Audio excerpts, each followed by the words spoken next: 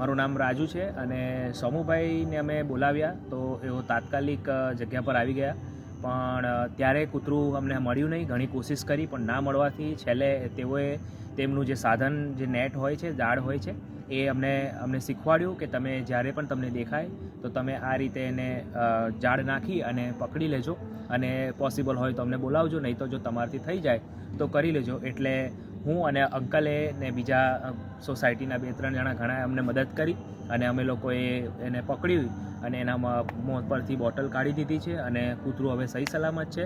શ્રી કૃષ્ણ ફાઉન્ડેશનનો ખૂબ ખૂબ આભાર અને સોમુભાઈનો ખૂબ ખૂબ આભાર. Thank you.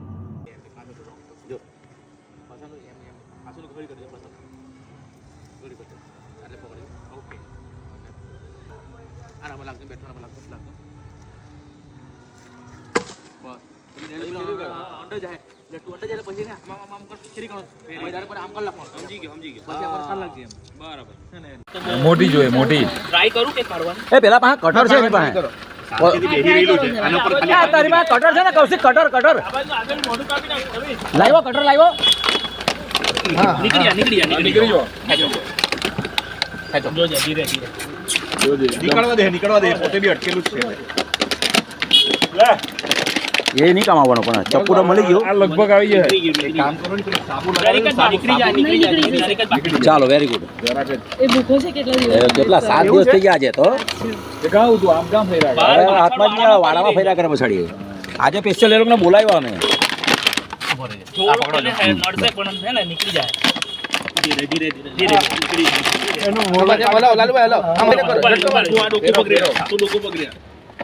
પગ પકડ, પગ એના એટલે આંગળી આવે.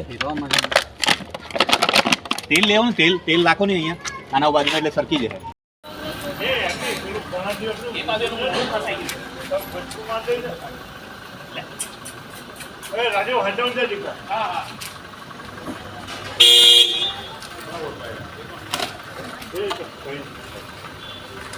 હું પ્રદીપ દેસાઈ શ્રીનગર સોસાયટી હાલરથી બોલું છું. અમારી સોસાયટીમાં છેલ્લા 6 દિવસથી એક ડોગીના મોઢામાં પ્લાસ્ટિકની બરણી ફસાઈ હતી, જેને અમે 6 દિવસથી મહેનત કરતા હતા. છેલ્લે શ્રી કૃષ્ણ ફાઉન્ડેશનનો સોનુભાઈનો સંપર્ક કરતા એમના માર્ગદર્શનથી હું એટલે કે પ્રદીપ દેસાઈ અને રાજુભાઈની મહેનતથી ડોગીનું રેસ્ક્યુ કર્યું છે.